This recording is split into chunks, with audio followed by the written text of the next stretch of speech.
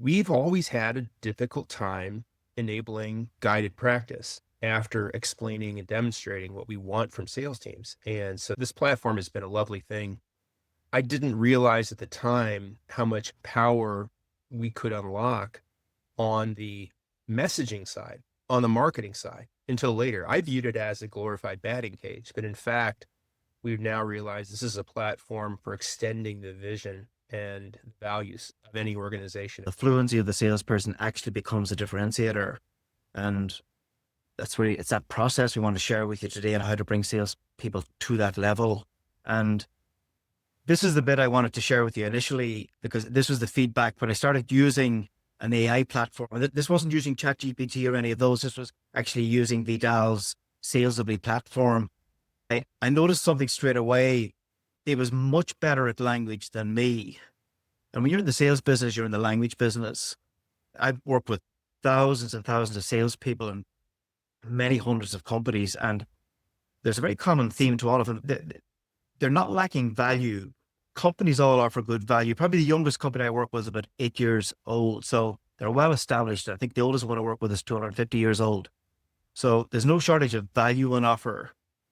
But very often what they have is they have very good value propositions and they have very good messaging, but they just lack the language to get it to the marketplace, or at least at the resolution level is required. Or you could say in very ordinary English, they undersell themselves, not because of their messaging, but because of their language. And I often make the distinction that if you're in the marketing game, for example, you're in the messaging business, but if you're in sales, you're in the language business. And it's really the fluency piece that differentiates you. And that's something to ask yourselves. Are salespeople fluent in our language of differentiation? Because that really is the edge in sales. We really only have our language at the end of the day. It doesn't matter how good the product is. It doesn't matter how different it is. Nobody really gets that unless we have the language and the fluency. It's not so much that they're magic words or anything like that. It's that we leave a sound behind us. The way that the differentiation is in the sound. That's obviously getting harder these days as more is done through digital. You can even leave a sound through your written word, but certainly through Zoom calls and team calls and so on as well. And the telephone, it's still an incredibly important part of the sales toolkit. I'm going to show you here, we've invented a little company called Ecosphere, which is a sustainability platform. It automates all your sustainability tracking and accounting. So it'd be a pretty standard types. It's a SaaS product. And the idea here is that you have a website at a minimum, and using the platform, you begin to develop a new language playbook. So I just want to tell you some of the little stories here that we realized or experienced while we were doing this. Take something as simple as your value proposition. First of all, our experience is value propositions never arrive in the sales department, or seldom do. They might exist in marketing. They don't get to the sales department, and they certainly don't get turned into a language for sales. For example, they wouldn't get certified with sales. In other words, do you understand what the value proposition is? Could you articulate it, for example? Does the business have a language of its own, which we call a glossary?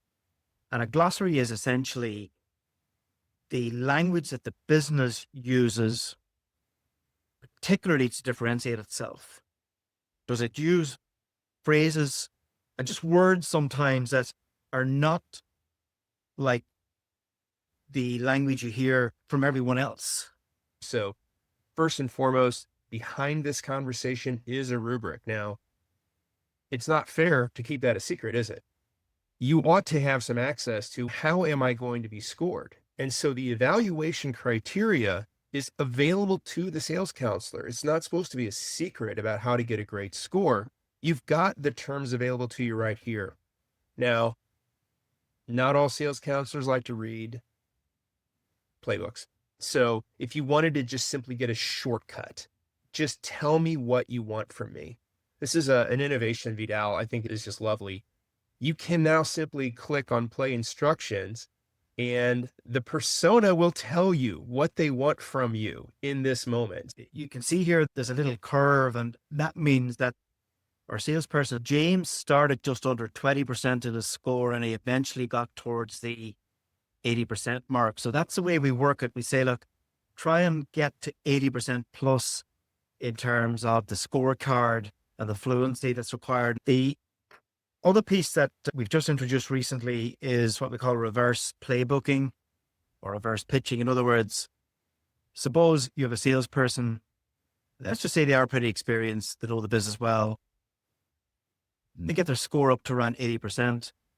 I want to know what causes an 80%. So enable me to turn that back into a little playbook so I can see what that person is talking about. So if Vidal's producing 80% all the time, it's not that I want to copy his words.